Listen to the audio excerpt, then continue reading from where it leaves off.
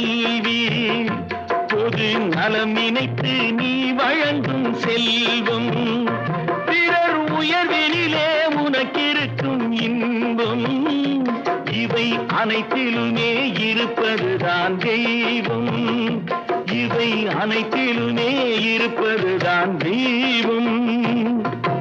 இதோ எந்தன் தெய்வம் முன்னாலே நான் ஒரே ஒரு புன்னகையில் கண்டேன்.